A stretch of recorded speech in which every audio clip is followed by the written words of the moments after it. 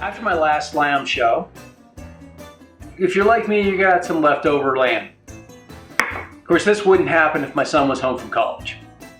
This would have been gone as soon as I stopped filming. So, one of my favorite sandwiches is the gyro. So we can make a gyro out of that. Let's check on the ingredients. Well, I got some tomatoes, some onion. I got lettuce in the refrigerator. Some feta. That would be good for building the sandwich. Got the lamb, of course. Tzatziki sauce. Well, I got some fresh herbs. This is mint, some Greek yogurt, cucumber, lemon, of course some garlic. We got everything we need. Oh, we need pita. We need pita.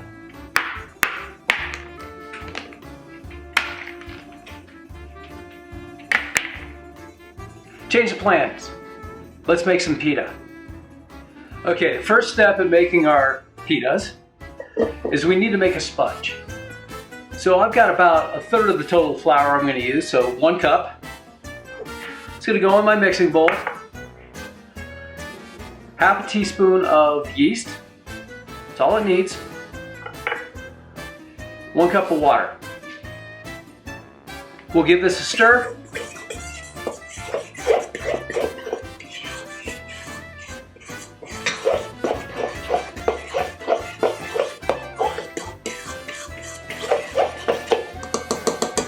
It's a little lumpy.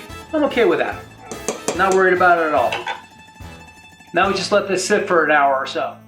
Okay, while the yeasty boys are getting to work back there, no 80s pop culture reference there. You older people will know what I'm talking about. Let's make our tzatziki sauce, because it's one of those sauces that really needs to get together and know each other, you know? Well, let the flavors mingle and stuff. So I've got about half of that English cucumber. You know, you can peel this if you want.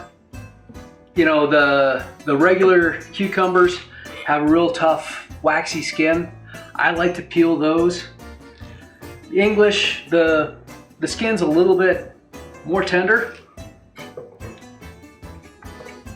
So I'm just going to leave the skin on. We'll slice it up and then dice these in.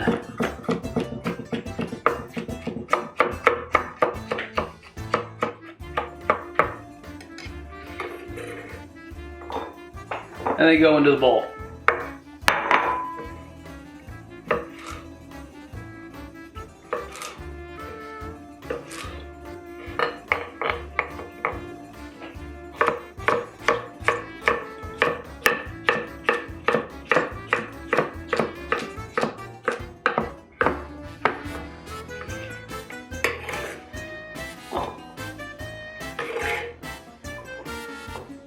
The next thing we'll need, the garlic. I'm just going to chop that up pretty fine, give it a smash.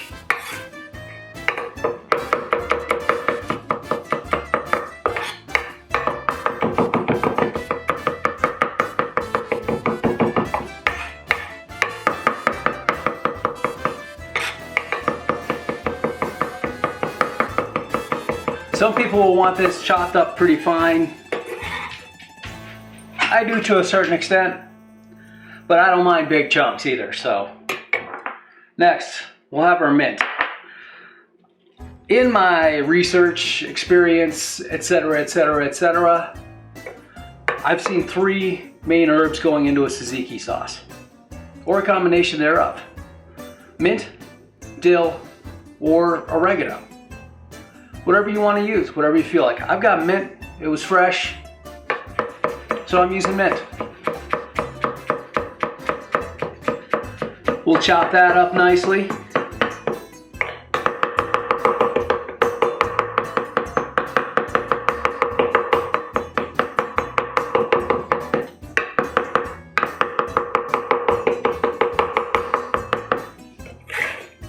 Get that into the bowl.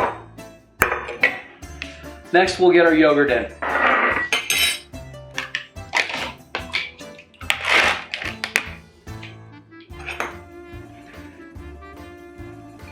So I've got a 24-ounce container of Greek yogurt. That works pretty good. It's a little bit more, it's a little bit thicker than regular yogurt. And that's kind of what we're looking for. I'm probably going to use about 2/3 of that. Yeah, about 2/3. And we're going to give it a squeeze of lemon too.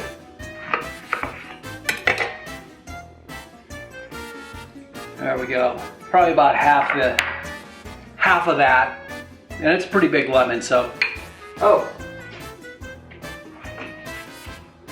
Salt and pepper.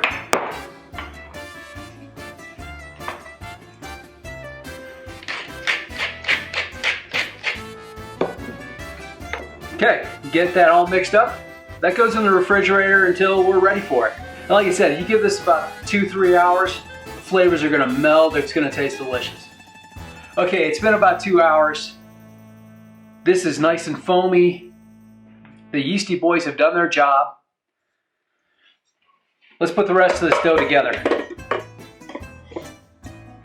So put it in the stand mixer, hook attachment. So first thing we need to do is put the rest of the flour in there. I've got another cup, which makes 2 cups of whole wheat, that makes 2 cups of all-purpose flour. I got a cup of oat flour. Why oat flour? Because I like oat flour.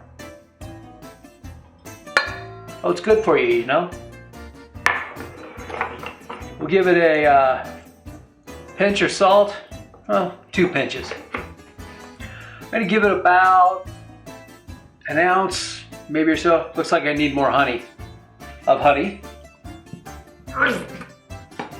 That'll do. And we're gonna give it about an ounce and a half of olive oil.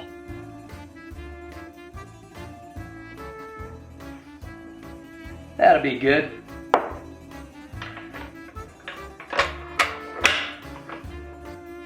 We're gonna go on slow or low just to get this together.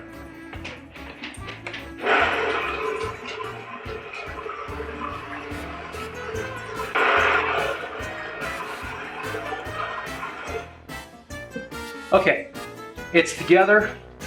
Yeah, there's a little bit of flour along the sides. I'm okay with that. But a majority of the flour has mixed in with the yeasty goop. So we're gonna do a step in the bread making tray. This is called autolyse. So what it does is essentially lets the starch granules, the flour, the oat flour, let that soak up a little bit of the water. Okay, it's been about 10 minutes. Now we're gonna put the spurs to it for about 5 minutes. Well, let's give this 10 minutes also. This is where all the gluten-y goodness gets going. So much for no alliterations.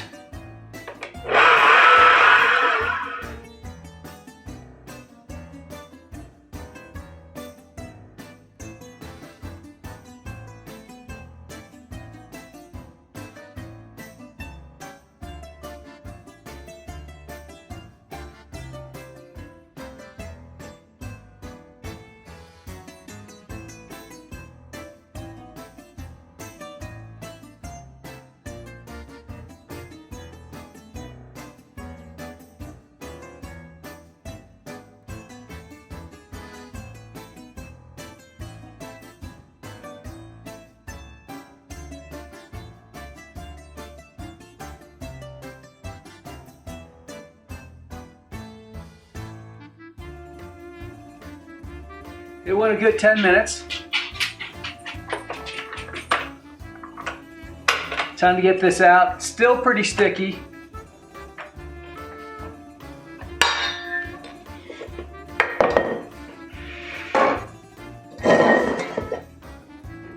Get a little olive oil in our bowl here. And let's get this out. Gonna need to do a little bit of manual manipulation here. I know, more alliterations. Just a little bit of flour.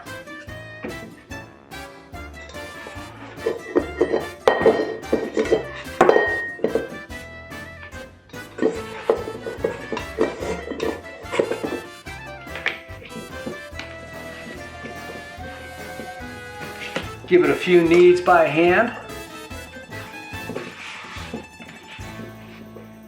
just so it's not sticky on the outside. Then I'm going to do a little trick here. I want to tighten the skin on the outside. Get this in the bowl. A little bit of oil on both sides.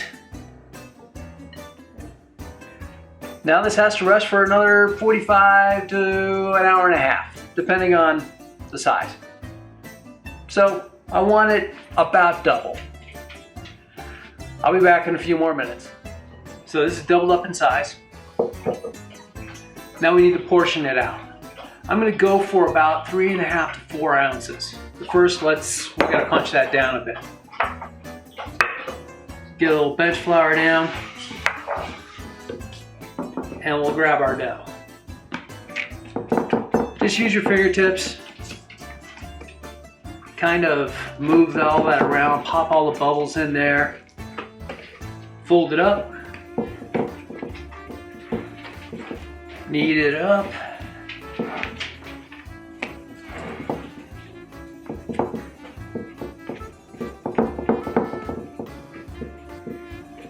Okay. Now we need to portion these out. Like I said, going for about 3.5 ounces to 4 ounces.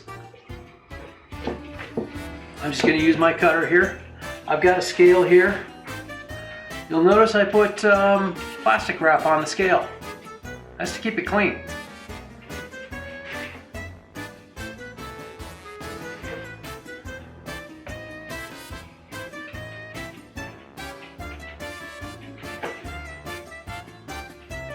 Okay, 3.5 ounces.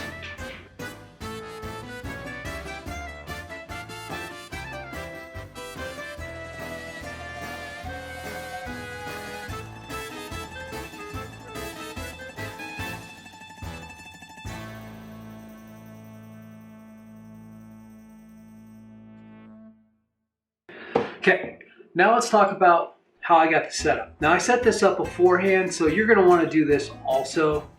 I should have gone over it first. I got my oven set to 500 degrees. I got the rack set to the lowest level with a sheet pan on it, 500 degrees. I've got a napkin here just sitting in this roasting pan to receive the pitas when they're done. Spatula to turn them. Thermometer to, well, just keep an eye on the temperature. It's time to roll these out. You don't want too much bench flour down because you want the board to help you out with this. Rolling pin. Big thing with this, you've got to roll it thin. The thinner, you're looking for about 1/16 of an inch. For those of you that are metrically minded, you're probably going to want about 2 to 3 millimeters.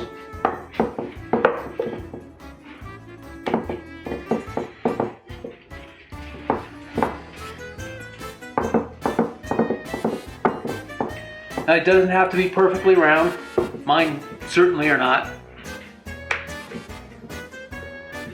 You know, you're gonna think it's gonna be too thin, they're not gonna poof up. Oh, they will.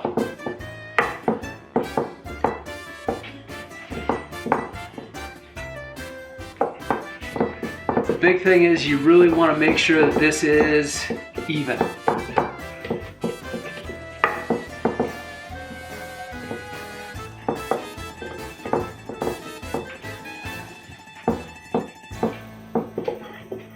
Okay, I'm about 8 to 9 inch diameter. That's perfect. Got a little bit of a thick spot there. We'll roll that out just a bit. Now it's time to go to the oven.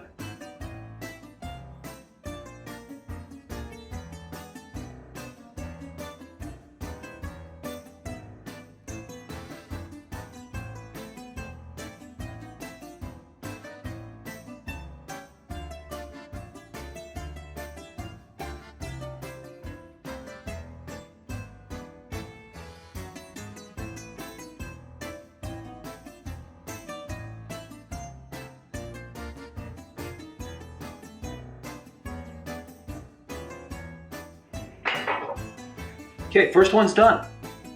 It's poofy, got little brown spots on there. Now it goes into our cooling rig underneath the napkin.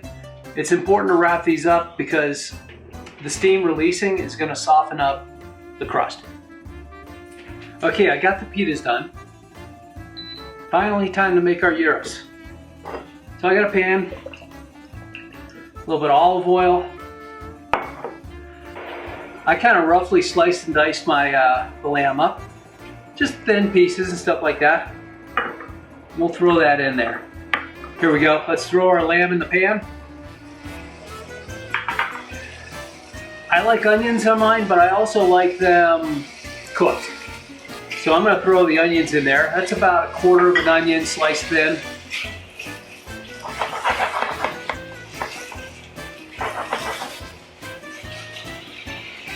Okay, with a little bit more seasoning, a little salt, a little more pepper. I'm going to give it a little squeeze of lemon.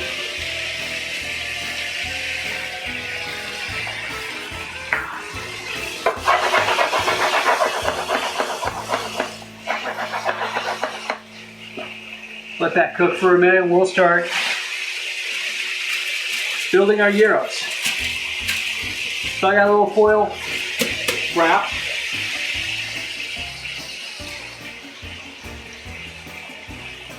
Grab our beautiful homemade pitas. First we'll smear on the tzatziki sauce.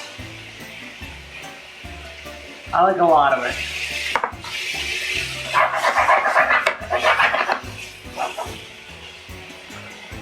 A little bit of lettuce.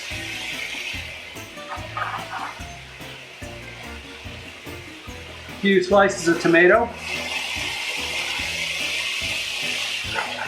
And I'm going to throw some feta cheese on here.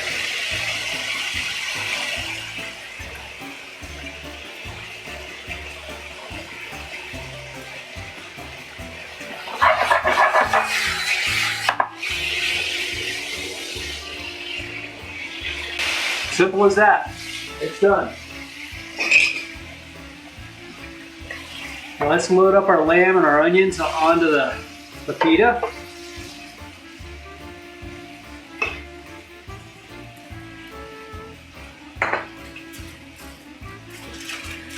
And let's wrap it up. But I like my tzatziki sauce.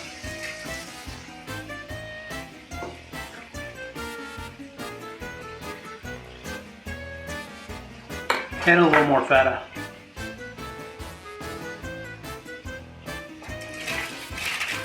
Now we'll wrap it up.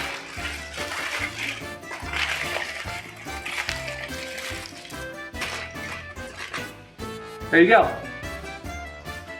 Smoked lamb gyros, and we made our own pitas. Check out the videos next to us. One, the video on the smoked lamb is up, and the other one, well, maybe I'll take you hiking. I'll see you next time. This is Chef Terry.